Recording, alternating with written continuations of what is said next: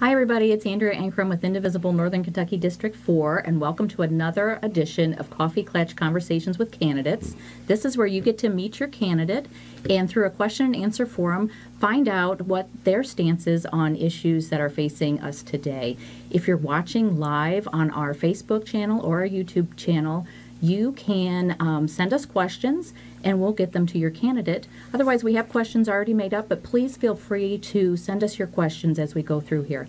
So our guest tonight is Maurice Sweeney. He's running for the House district in the House seat in District 36. Welcome. Thank you. Why don't you tell us a little bit about yourself and why you're running for office? Well, I'm Maurice Sweeney, and I was raised on a 324-acre farm.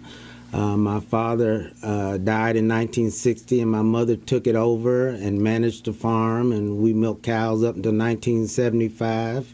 I actually had 100 head of cattle in 1999, so that's not so long ago.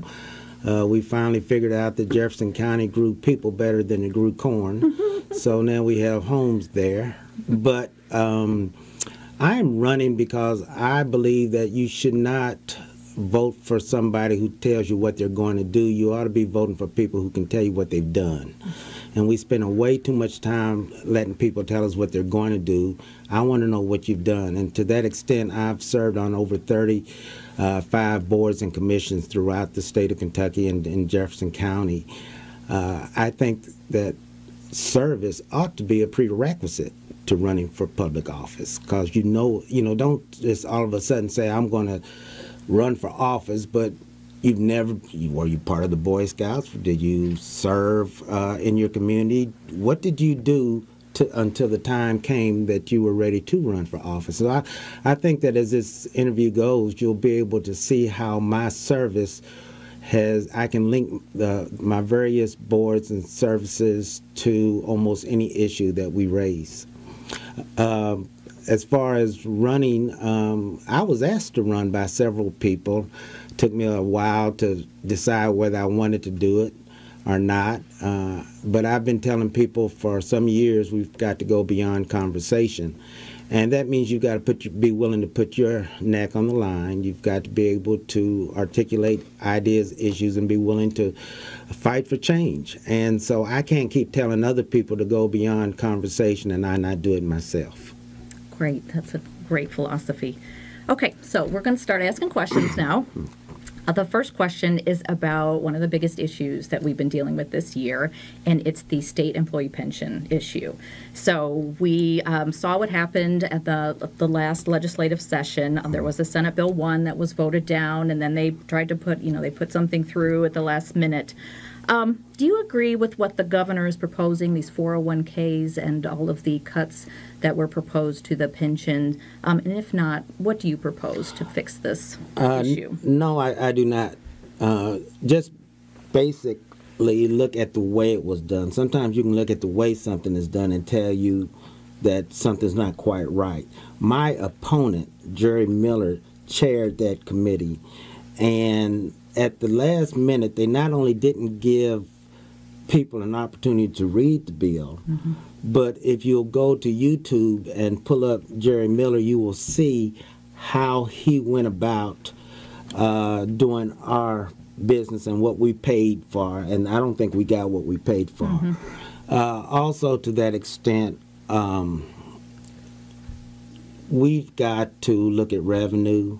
We've got to look at the fact that teachers, and there's a lot of different parts to the pension, but I'm particularly concerned about the teachers because I think the teachers and the teachers' salaries and the promises we made teachers should be our number one issue.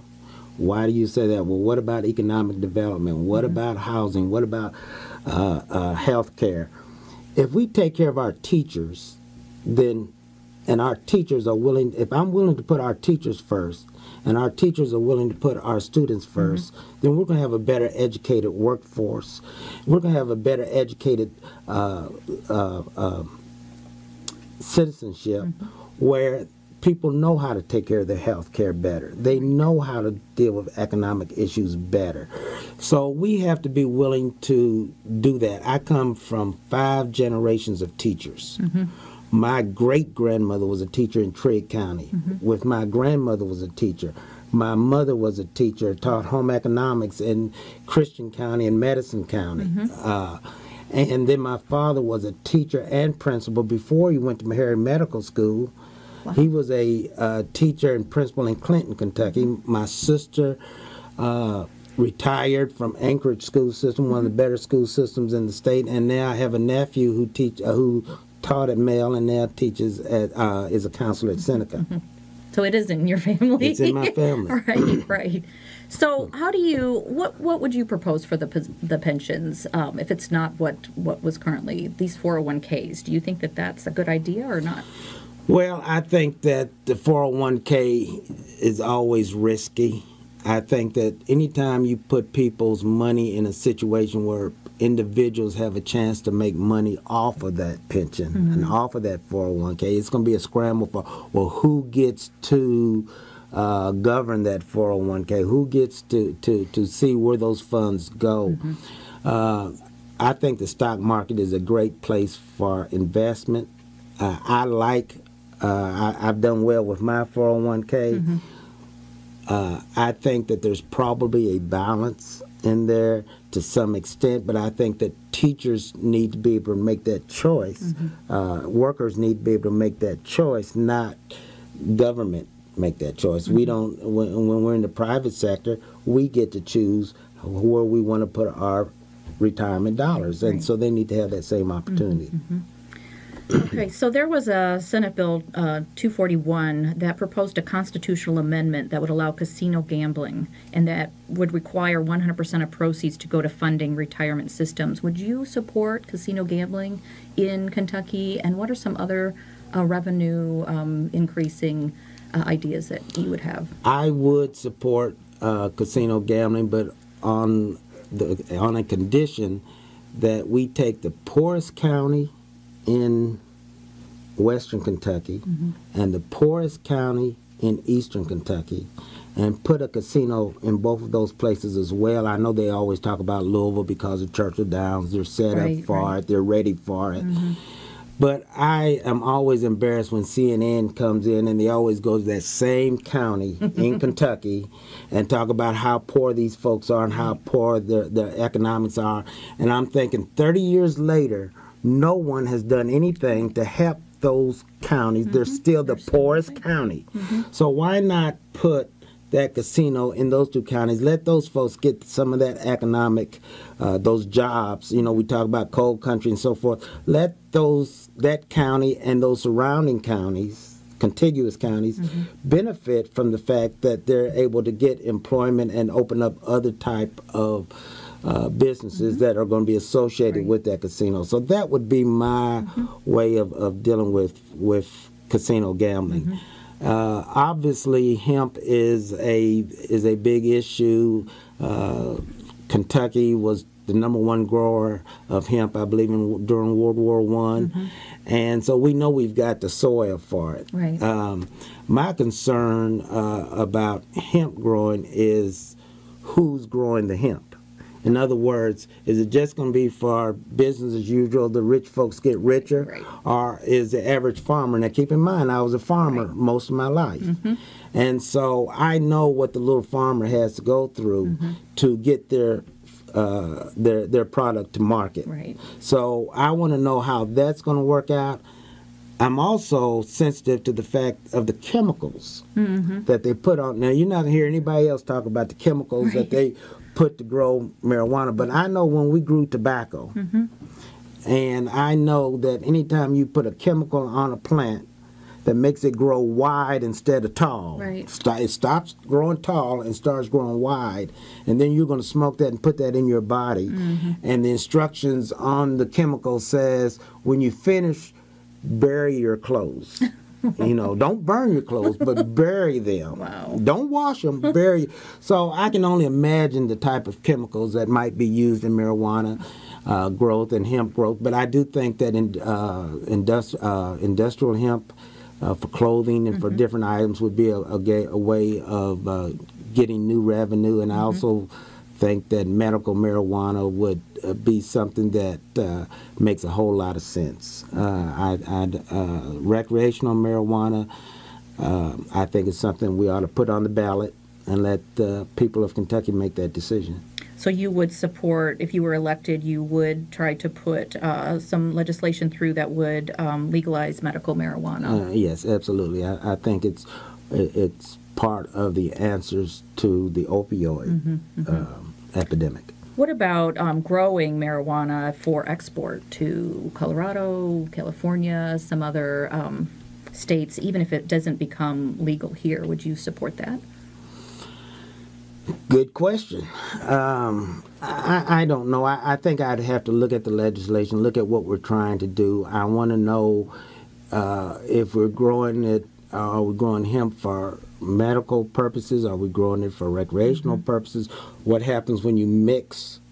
Right now, you know, Kentucky used to be really good about people sneaking around and putting marijuana in the cornfields and in the tobacco fields. So I can only imagine people putting non-medical marijuana, mixing it up, and quite frankly, I'm not sure if I could look at them and tell what the difference looks like. So there are some health concerns. You know, people make it sound like it's very easy, but the fact of the matter is we've got a lot of crooked roads in Kentucky. Yeah, that's right. And you can you hit a deer being sober. Yeah. Now, can you imagine how many deer being, you know, so those are things, safety has to be an issue, and we need to look at that. Right, absolutely. Okay. So Governor Bevin has budget cut funds from public education, and there was a House Bill 134 which wants to give tax credits for private school tuition. This would take away public school tax money, and the state would lose revenue, approximately $25 to $75 million. What are your thoughts about tax credits for private school tuition and the issue of charter schools, since apparently we are going to have those now? Well, I'm opposed to taking any public monies away from public schools and putting them into private schools. We already have what I call charter schools. They're called parochial schools. Right. Parochial schools, and in Jefferson County we have magnet schools. Okay. And those magnet schools, they might have a business magnet, they may have an arts magnet on there, but the qualifications to get into those magnet schools would be just as tough as to get into a magnet school. My concern about magnet schools is twofold. One, it sounds good to say I'm going to take my child out of a non-performing school, but what happens with the child that has to stay there, that's still there? Right. Number two, the problem of taking charter schools, you get $4,000 per kid. If the charter school wants to put the kid out, the money doesn't follow the kid, it stays with the school. So now they've made a little extra money. Third, there's no oops clause in there. In other words, somebody's making money, just like we've looked at these jails for profit, these prisons for profit. This is a school for profit, make no mistake about it. Right. It's for profit. We have seen over and over and over again that when profit gets involved, it no longer becomes about the consumer. It's about how can we get into that consumer's pocket. Right. There's no clause to say, well, you know, you all gave us $4 million that would have gone to the public school, and we tried really hard, but it didn't work. Oops, well, here's your money back. That's not going to happen. They're going to take the money and run. Yeah. And so there's a lot of things that I'm concerned about with charter schools. But in Jefferson County, you may have heard that they're talking about now the state taking over Jefferson County public schools. And I kind of liken it to the fact that the state of Michigan took over Flint's water, and what happened? Or took over the city of Flint, and they ended up with poisoned water. I'm concerned when we have people like Hal Heiner, who is on the board from Jefferson County, who homeschooled his kids. I'm concerned when Reverend Seymour is the chairman, and if I looked at just his credentials that I saw in the Courier Journal, he had the least credentials of everybody else in there. I'm concerned when somebody from Cadiz, Kentucky, where my mother is from, born and raised, is going to make a decision on what happens in Jefferson County Public Schools. Now, here's something I think that's even more important, and that is, while I'm opposed to charter schools, I think charter schools is a distraction from the fact that we have young children not learning, and we need to know why they're not learning. And I was very much involved with public schools back in 1984. I led the negotiations for the school desegregation plan for 92,000 kids. I was the youngest person to ever be president of the NAACP at the time. I was asked by the school superintendent that if I were to choose a team, they would negotiate how we could put magnets on schools and how we could have a better desegregation plan. By the time we finished those negotiations, we were told by the experts from Chicago, University of Chicago, that Jefferson County had the most desegregated school system in America. And as a matter of fact, we were chosen by the Panasonic Foundation because I was the citizens representative for Jefferson County to that we were one of 20 schools that was chosen to talk about how children learn. Not how well children learn, but how children learn well. Right. And so they sent me to Albuquerque, New Mexico, and Baton Rouge, Louisiana, with these other 19 school systems to talk about how well we were doing in our education. Something has happened in the last 30 years, and we need to figure out what has happened, and we need to go back to looking at those kids. I also served as the chairman of the Adult Education Advisory Committee for Jefferson County Public Schools. And there we found out that, we were trying to help people get GEDs. And one of the things we found out, for example, is that one reason that people weren't getting their GEDs because they couldn't see. So we had a program to get glasses where we got people to get our eyeglasses, to donate eyeglasses so that we could give them to people who couldn't see, and that's why they couldn't get their GEDs. Wow, right. So finding out those issues, those barriers, and working through the barriers to Absolutely. Help. So, okay. So what about higher education? Because the costs are skyrocketing, right? The average college student ends up tens of thousands of dollars in debt upon graduating from college.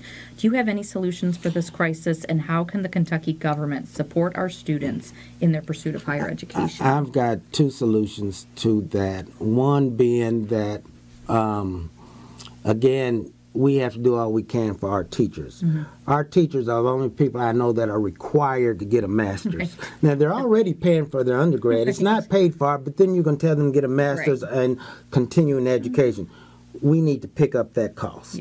Secondly, I would like to see us make community college free for every student that meets a GPA requirement. So they have a certain GPA. If they qualify, then they can go to community college for free. That gives them 2 years to figure out what they want to do, and it gives them a running start to college, and they don't have that added expense of college.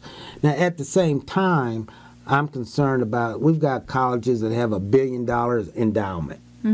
We've got schools that make tens of millions of dollars off their athletic program, and yet the kids' tuition continue to go up. Why is that? I don't understand why that is, and so I think that we need to look at that, and we need to be more demanding on our universities. We talk about clean coal. Well, why isn't the science department or the chemistry department at the University of Kentucky or at Moorhead investing in telling us how we should go about clean coal?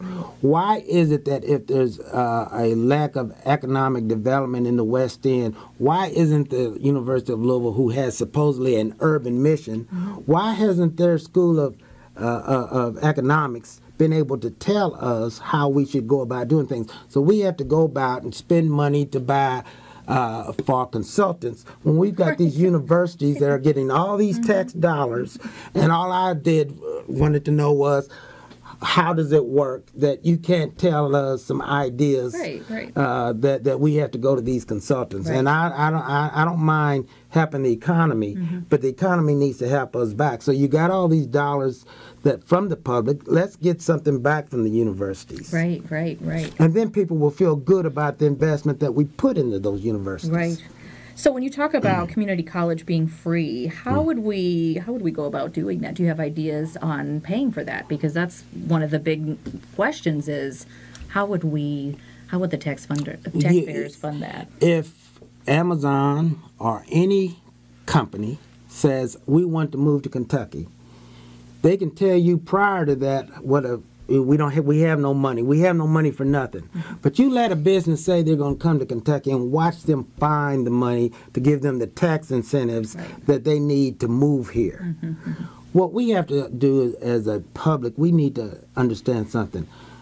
Your garbage, there's not one public service that you get that hasn't gone up in the last 20 years. Right. Yet your taxes have not gone up. People find ways to keep bringing your taxes down, but yet the services go up. You want better police protection. You want better fire protection, but you want to pay the same thing that you paid 30 years ago.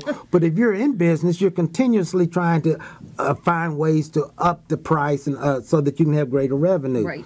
We have to bite the bullet, people. We have to say education is worth it for our future. Our children are our future. Our fellow Kentuckians are our future. We have to make that investment. We have to be willing to do so. So yes, we need to find additional revenue streams. And as we go back and look at the hemp, as we look at casino gambling, we also need to understand that we need to figure out a sliding scale, a way that people can ante up. Right. Okay. So let's talk about the economy. Some of the unemployment numbers in Kentucky are due to the lack of skilled workers. So here in northern Kentucky, our economy is booming. How do we ensure that we have enough skilled workers in this area to support our growing economy? So these might be the people that don't go to college, or the displaced workers who have been, let go of a manufacturing job and now they're looking for a job, but they don't have the skills that are necessary. How do we support them? One of the things that we failed to do is to connect the dots. We have community colleges, we have our technical colleges, but we have something even more that nobody seems to use and people seem to forget about, and it's called Job Corps. And if you're under 24 years of age, you can go to Job Corps for free, and you can work at a pharmacy with 2 years without having to pay a cent. Job Corps was something that was started when Johnson started his war on poverty in eastern Kentucky. Right. And very few people think about, wait a minute, I've got a Job Corps in my community where they give me free housing, they give me free food, I can learn any type of skill depending on which Job Corps I go to. But if I want to do culinary, I can do it. If I want to learn construction, if I want to learn carpentry, I can go to a Job Corps for free and utilize those services. So one of the things that we have to do is recognize, what do we have? I know at Fairdale High School, a construction company could not find skilled workers. So they brought a backhoe to that high school so that those kids could learn how to use a backhoe. And it was very successful, and it has been very successful. So we need to look at what we have. We need to redirect some funding. And we need to understand where the waste is. You know, we don't want bigger government. I don't want bigger government. I want better government. And better government means that we become more efficient. What about the vocational schools for high schools? Not every area has one. Would you support maybe introducing more of those around the district? Absolutely. You talk to anybody that's had to call a plumber, and they will tell you it's a no-brainer. And it's probably not rocket science. Now, I'm not going to say it's not. For some seems like people, it. yeah. I mean, it depends on For me, it would be. when you need it, you need it. Right. But there's not an excuse in the world. There's only so many people to go around. The population is getting browner because a lot of the white kids who have the ability to go to the IBMs, to go to the bigger companies are going there. But what we're doing is we're failing to look that everybody has an opportunity. Everybody can do something, and it's a matter of training. And we need to make that training available wherever it is, wherever the need is, because if we're talking about growing our tax base, well, the best way to grow our tax base is to ensure that people have jobs, and vocational schools are a good way to get people into the workforce. Right, absolutely. So let's talk about right to work, because that Kentucky has adopted that stance, and it is anti-union. What are your thoughts about Kentucky adopting this right to work environment? And if you're elected, what would you do about it? Well, first of all, I would say that unions are very good. Unions have helped shape this country. They have raised the wages for people. They have raised safety. They have improved the middle class. There's nothing wrong with unions. The problem is that you have bad people administering the unions. And those bad people are no worse than those corporations that are put profit before people. They're putting their profit before their workers. The unions sometimes are like insurance companies. They're great until you need them. And so people have a problem. Well, some people have a problem with unions. I've seen the good, the bad, and the ugly with unions, and I've seen them work, and I've seen places where they needed unions, and I've seen unions where they've taken advantage of people. I've seen unions where they're not inclusive. Well, don't tell me that you're about the working the middle class, and I go to your union and I don't see anybody that looks like me, and you're going to tell, but you want me to go and battle for you. I will battle for the unions, but the unions have to be inclusive. They have to be willing to work with management. This thing about allowing management and corporations and unions to be one against the other, that is old, that is done with, that was done 30 years ago, 20 years ago, 10 years ago. It's time for change. It's time for that in order to have a winner and a loser, you don't have to have a winner or a loser, or at the expense of a loser, So we need to create win-win situations. Americans like more than anything else during my campaign, the one thing I've noticed over the years is Americans love freedom more than anything else. They want their freedom. They want their freedom to choose and do what they want to do, when they want to do it, the way they want to do it.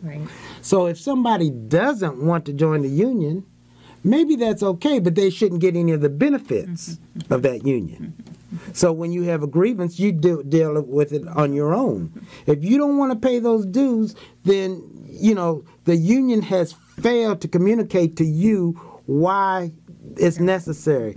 If the business owner does not want a union, somebody has failed again. And that's why we have to hold people accountable and quit trying to say it's a union problem. No, it's not a union problem. It's a problem of people who are administering the efforts and the interests of that union. Okay. So let's talk about minimum wage. There was a Senate bill that looked to increase the minimum wage up to $10 per hour by 2020. Do you support this, and do you think it's enough? I support not only making sure that people get a living wage. A living wage will cure a lot of problems. Think about that. I said a living wage. Does that mean people are having a non-living wage? Absolutely. People are having to work 2 and 3 jobs just to make ends meet. I think everybody should be able to get a living wage, but even more so, we need to address pay equity with women. My father in 1938 led the fight to equalize the pay between black and white teachers. It took them 2 years to win, and in a letter he wrote to someone, he said, this is a battle I aim to win, even if I must lose some friends.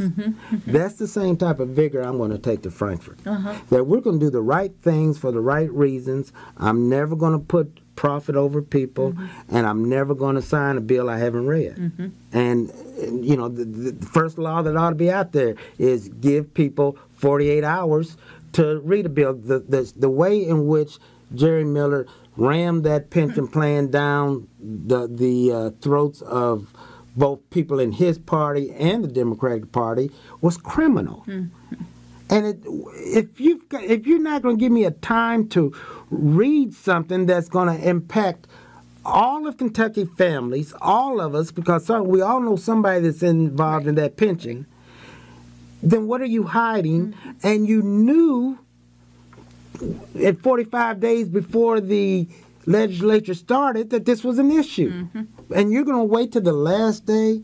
People, we need to insist. We deserve better, and we shouldn't just ask for better. You know, we shouldn't even have to ask for that. Right, it should just be the way things work. It's the way things work. And so people need to take note. And one of the things about my district is probably 55-60% Republican, but they're educated Republicans. And they are people who will vote for a better person, I think, than just party.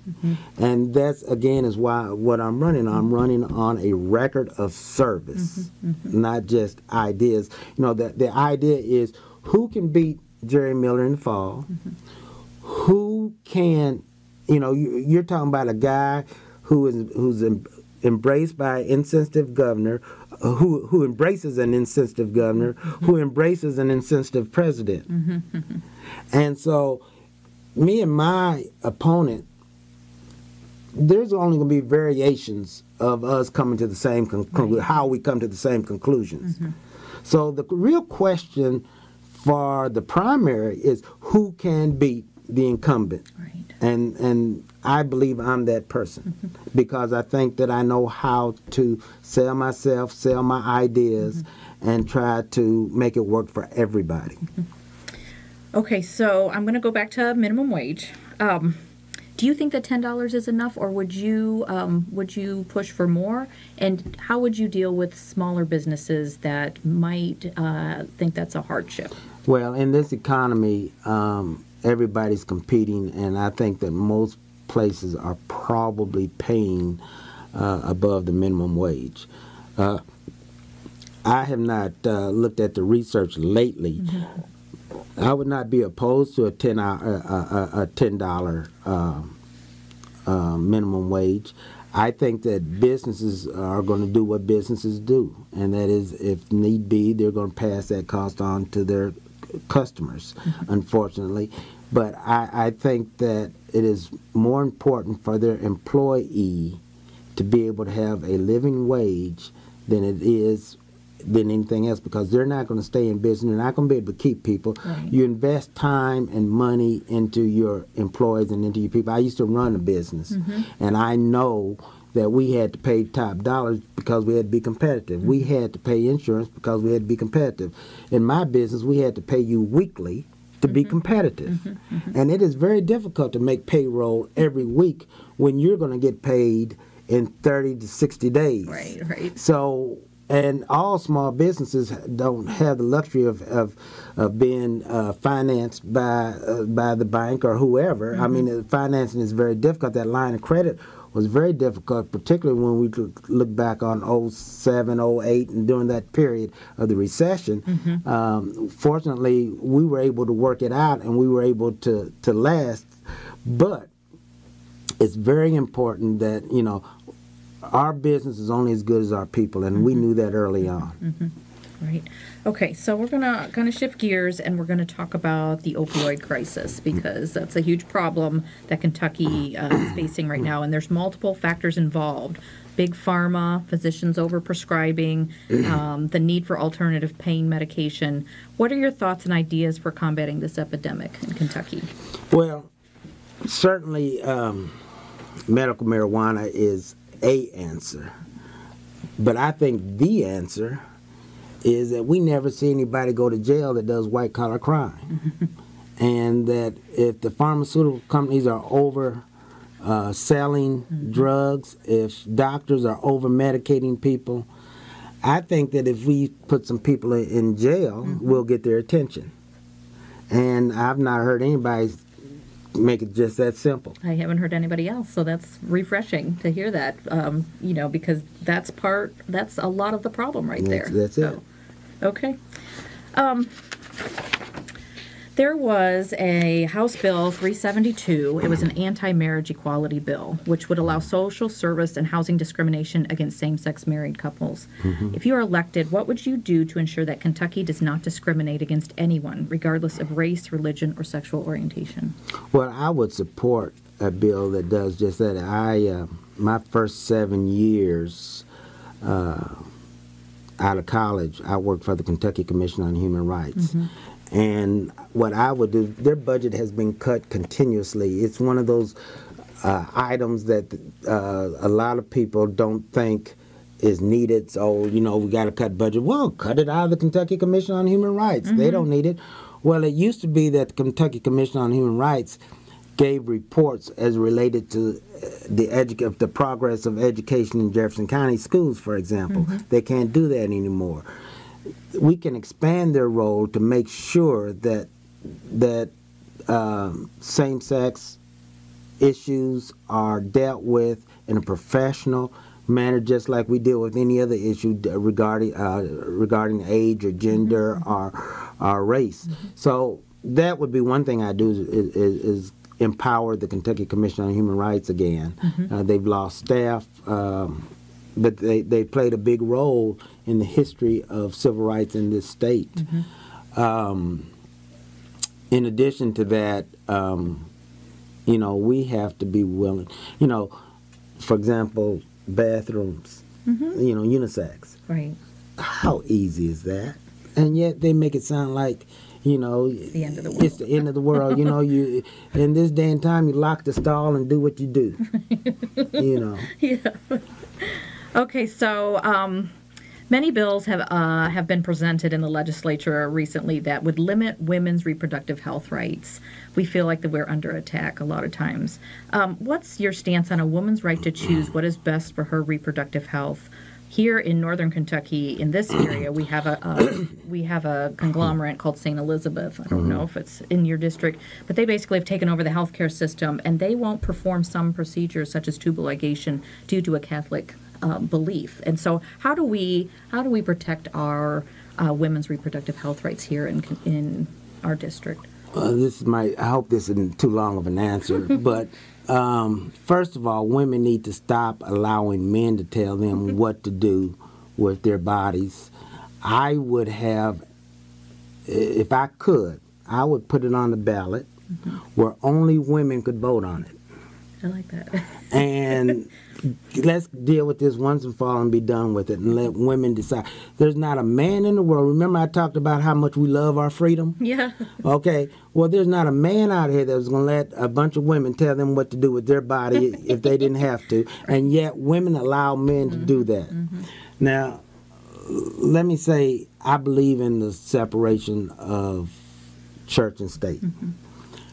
But I'm not going to let anybody separate me from my faith. I'm a Christian. I don't mind saying I'm a Christian. And this might get your listeners' interest. But I remember when Bob Russell, who was the pastor of the largest Christian church in Kentucky, I believe it's tape number 3000. And when they had the tsunami in Japan, and he said, oh, I know what y'all are thinking. Why would God let these children, these poor children die and so forth? And his response was, God takes care of the children until they reach the age of understanding. I contend that if God wants you to be here, you're going to be here. They couldn't stop Moses. Pharaoh couldn't stop him. They certainly couldn't stop Jesus, and we know that Herod tried that. So my point is, if God takes care of you until you reach the age of understanding, it seems like to me that these children that they are so concerned about, these unborn children they're so concerned about, are where they're trying to get to. And so that needs to be addressed, and they need to quit making that into a phony issue. Right. And they really need to let God do what God does. We need God. God does not need us. And God does not need our editorials. So that's my... Okay, Bill, it didn't pass, so that's a good thing. But there's, legislators out there that are trying to introduce these types of bills that this would have rewarded monopoly utility companies and punished consumers. And if it had passed, it would have put rooftop solar out of reach for most Kentuckians. Kentucky needs to keep up with the rest of the country in terms of clean, green energy. What would you do to help protect and promote the use of this energy? Well, again, I'm a farmer at heart. And me and the earth are one, and me and my horses and my dogs, I'm cool with it. I'm for solar and wind energy. There is a coal liquefaction plant in Ashland, Kentucky that was built probably 10 years ago, and it has never seen the day of light. They've never even turned the light on because they can't figure out how to make it work. So we need to help people who want to help the earth. We need to, every chance we get to do solar, we need to do that. If we want to do something in Kentucky, then we need to open up solar plants and become part of that industry. Yeah, you're talking about selling hemp to Colorado. Let's sell some solar panels to Colorado. Right. Good. Okay, so we're going to talk about guns now. Should Kentucky have stricter gun ownership laws, and do you think assault rifles should be banned? Well, I'm going to go one step further. First of all, yes, you shouldn't be, I think if you're a civilian, you should not be able to purchase a gun until you're over 21 or over. I think these gun shows, I think that they need to have photo IDs taken when they would take a picture of them with their new gun at the gun show. But I also think that they should do an immediate search right there, that we ought to be able to have the technology to be able to let those people. Most gun shows are 2-day events anyway, Right. so you come So back like the a next background day. check? Yeah, Is that what you're talking about? background check, come back the next day. But I also contend that I don't know why we even manufacture assault rifles. Why? People say, well, we need them for deer season. Well, deer season is only 14 days out of the year that you can use a gun. And if you got a machine gun down a deer, then you've got bigger issues. Right. And plus you can't hunt and you can't shoot. Now, having said that, why do they make these guns? You know why they make these guns? Because it's the gun manufacturer that are paying money to the NRA. It's not the membership of the NRA that there's a problem with. It's kind of like getting back to some of these organizations. It's not the organization that's bad, it's the leadership of the organization. Same thing can be said about the NRA. There's nothing wrong with the NRA, but there's something wrong with the leadership of the NRA, and they're getting all their money and all, in my opinion, they're getting their money from the gun manufacturer. So guess what, gun manufacturer? You make all the rifles you want, but you are no longer going to make military-style weapons.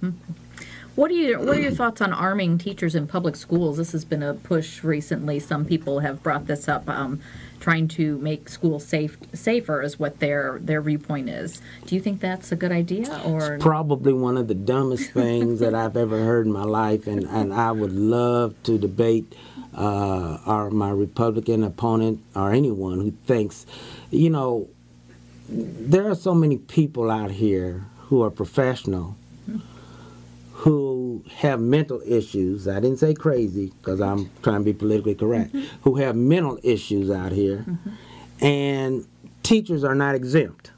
Right.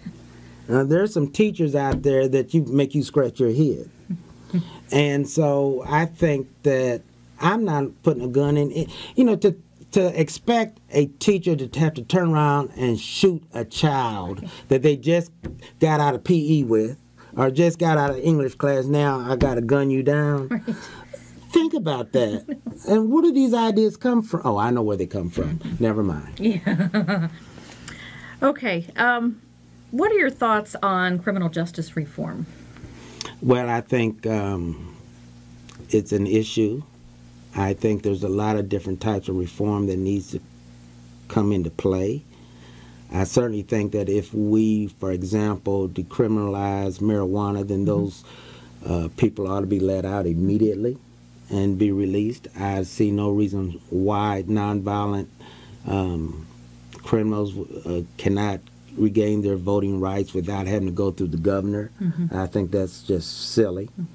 I think that if Republicans are concerned that they're putting so many people in prison, then maybe they need to look at why they're putting them in prison. And number two, if that's the reason why they're keeping people from vote, they've got a whole lot more issues than they even realize.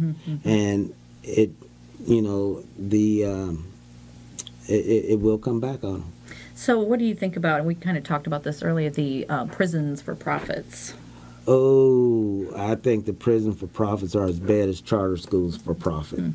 There's been all types of documentation on how people get in prison and stay in prison so that people can make profit. I think there's got to be better ways to do it. I think that some of this stuff, we need to look at it and we need to think it out. We need to go with best practices. We do not have to recreate the wheel all the time in Kentucky. We've got 50 states that we can draw on and a world. And somewhere what we need to do is already being done. We're just not aware of it. Or we need to tweak it. You don't need to throw it out. You just need to fix it. And so those are some of the things that we need to do. We need to be able to talk about these things before the session starts so that when the session starts, we can hit the ground running. Okay. So what's your viewpoint on the state of health care in Kentucky, and especially the Medicaid expansion and work requirements that the governor is going to put in place now? The things that bother me is not the laws that they put in, but the laws that they put in and they see they don't work and they do nothing about it. They don't change it. I'm not opposed to trying new things, but I am opposed to trying new things. Once you realize that this new thing doesn't work, you can keep doing it. There was nothing wrong by all reports with the health system that we had.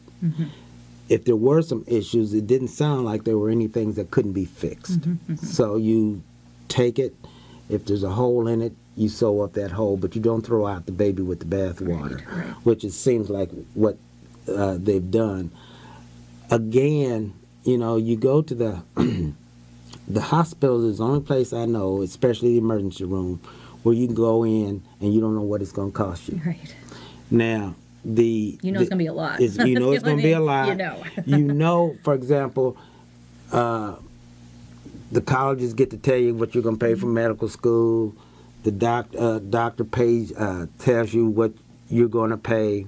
The insurance company is able to negotiate. But we, the individuals, we have nothing to negotiate with. We have,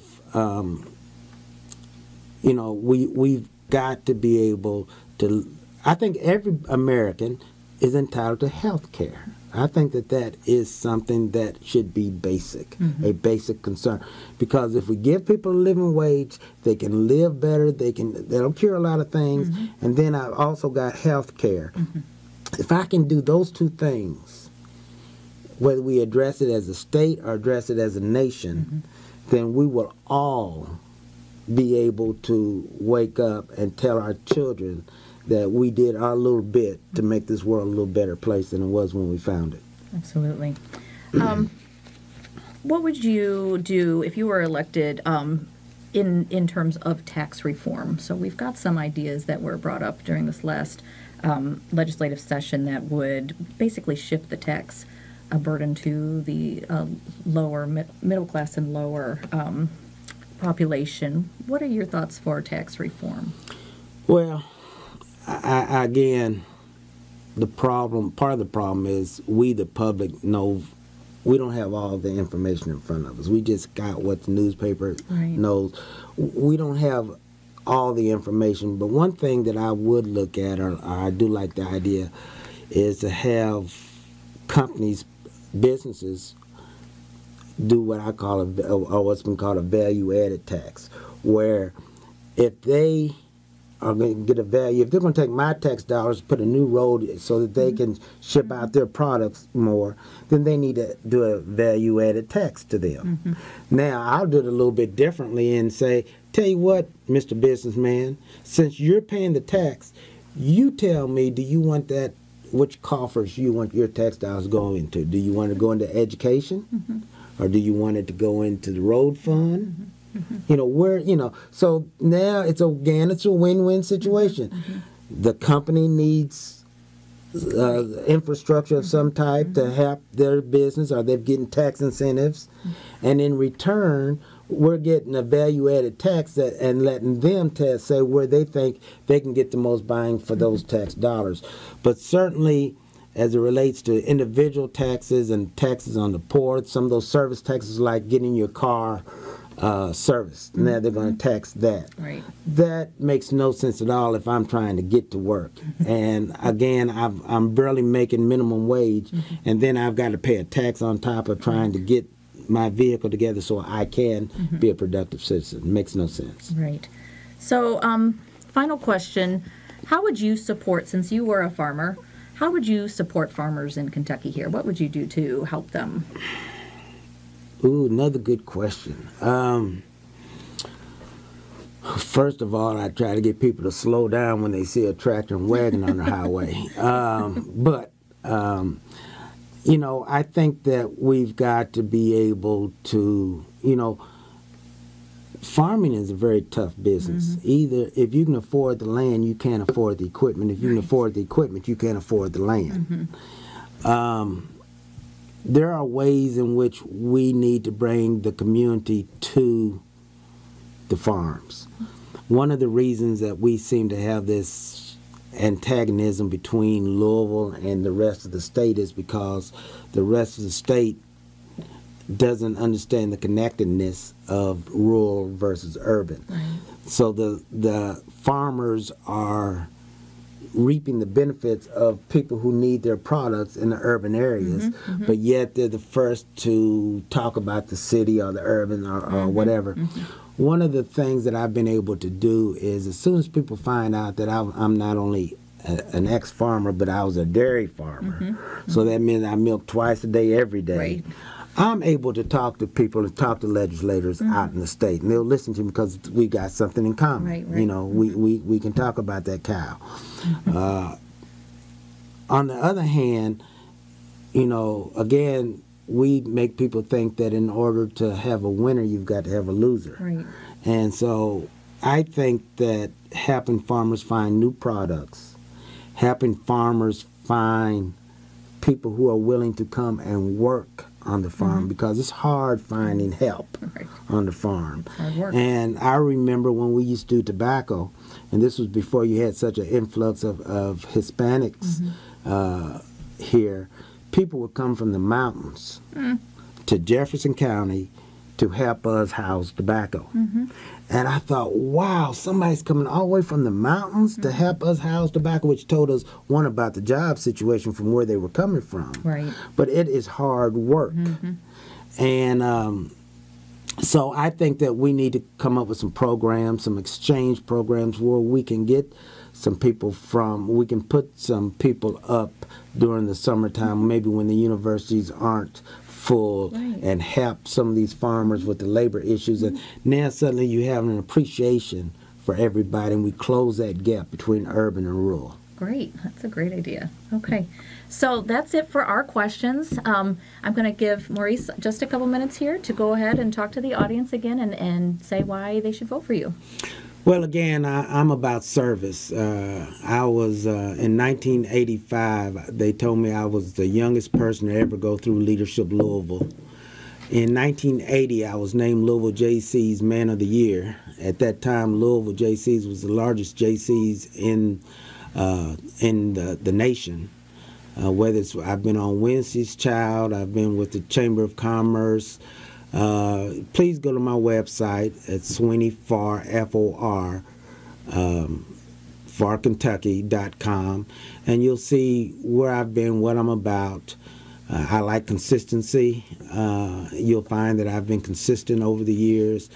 And again, my pledge is to never embarrass you and never put you in a situation that you don't understand why I do and say what I say. I'm not always looking for agreement, but I do want you to understand why I did what I did.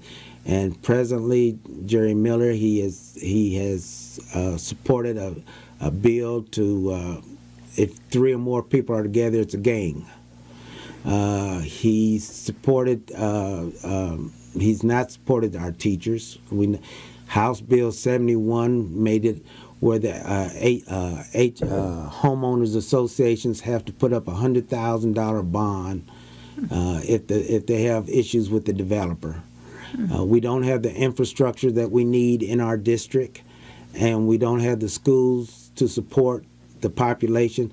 I'm part of the Eastwood Village Council, and there we're seeing 800 new homes projected to come in our community. It's the fastest growing community in Jefferson County, and yet there's no plan for better infrastructure, and we're not getting the help that we need from the state. So I would hope that you would strongly consider how you can make a difference. I would hope that you would vote on May 22nd. I'd like to thank Indivisible Kentucky, thank our host, and you know, these things don't happen by chance. It happens because people care enough to try to keep you informed. And I hope that we can all give back and appreciate it, and thank you all very much.